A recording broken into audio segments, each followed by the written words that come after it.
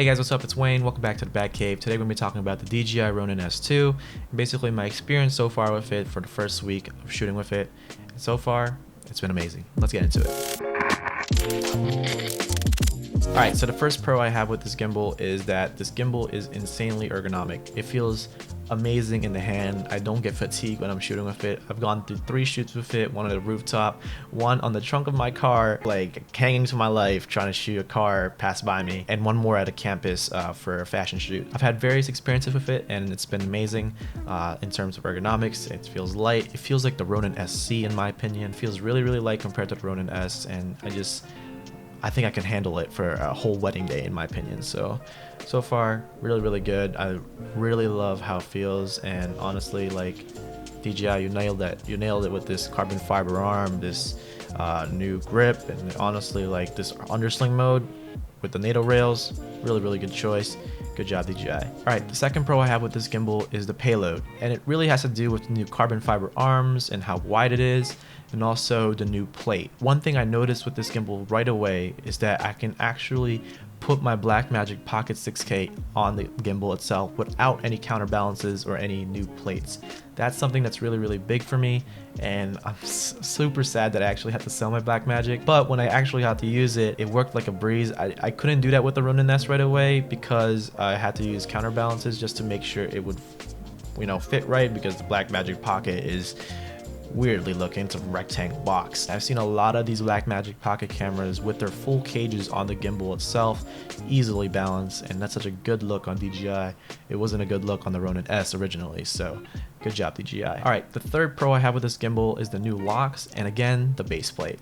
So the locks itself makes it so much easier to travel with. I can easily lock all the axes and put it in the case itself without having it all dangly like the original Ronin S. And when I'm traveling with the gimbal out of the case, I know that it's locked up and I can trust it from not hitting anything, because the original Ronin S, when I'm walking around, I have to grab it in a certain way where the axes or the arms won't move around and bang anything. So good job on that. Alright, now this base plate. This base plate is a lifesaver, man. This quick release plate helps so much with balancing the gimbal in a very fast manner. For me, I mainly shoot on the 24mm on the Sony a7 III, so having the quick release plate on and off from when I unpack it, when I pack it, works really well, because this time the arms don't need to readjust to the original configuration when it comes out straight out of the box. You can just leave it in the way you had it balanced originally, and when I finally have the gimbal set up, I just pop in the camera and it works right away. It's already balanced, so it's really good. And also, I had to take a couple photos recently with the gimbal. I can literally just pop it out of the quick release plate and just shoot some photos, put it back into the gimbal, and it's balanced. And the other thing is that it's a Manfrotto plate, so I can literally pop it in my gimbal and pop it out and put it back into the tripod. So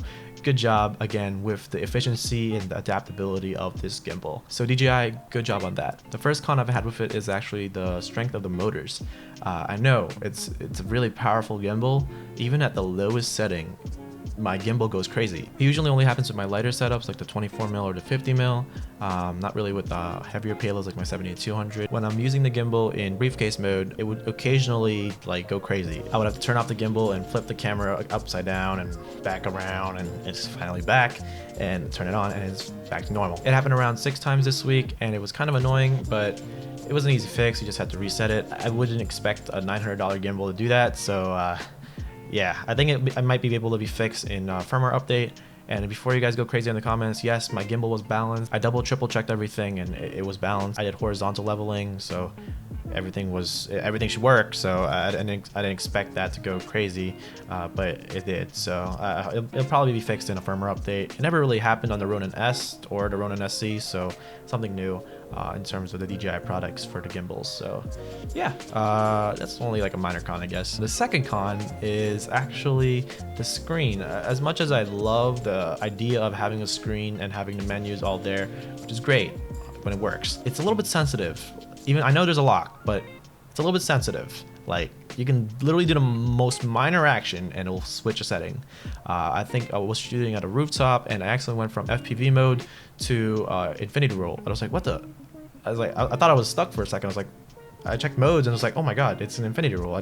What happened? Like, and I had to purposely blocked it. And yes, that's there for a reason, but like, honestly, there should be an auto lock feature so that you know, like 5 seconds or 10 seconds goes by, it should just lock itself right away, because when you're doing crazy movements with the gimbal, you're gonna touch that screen. So yeah, just a minor complaint on that, but overall the screen itself does help in terms of managing the settings when I don't need to pull out my phone from my pocket and just work with the gimbal itself. So it's a mixed bag. And the third con I have with it is actually the horizontal leveling. It's only happened like 3 times this week, and yes, again, I balanced everything correctly, I auto-tuned, I did the horizontal calibration, but it would still go crazy. I would use the auto mode for horizontal leveling and it would still be a little bit off, so I would have to manually adjust it and then it'll be fixed. I expect DJI to update it and patch it. I don't know if my gimbal's whack or it's messed up, but everything seems balanced, everything is going correctly in terms of what the app is telling me. I never really had these issues with the OG gimbals like the SC or the Ronin S, so something new. Again, a minor complaint. It's probably gonna get patched from DJI, so I'm not too worried about it. But overall, the gimbal is great. In conclusion, this gimbal is a worthy upgrade in terms of my use. Again, I have 2 gimbals, the Ronin S and the Ronin SC. I really just wanted to go to one gimbal, so I decided to go to the Ronin S2 because it really fits all the check marks that I need. It's lightweight, it can handle a lot, and it's ergonomic. So yeah, good job DJI on that. But yeah, that's gonna be it for this video, guys. Thank you guys so much for watching. If you guys liked this video, go hit that like button down below. If you guys have any comments or critiques, comment down below and I'll answer them. And if you guys want to follow in for some more videos, go hit that subscribe button, that notification bell. I usually upload within a week or 2 weeks. It depends on how busy I am with school or any gigs I have. So yeah, that's it for the video, guys. My name is Wayne. Peace out.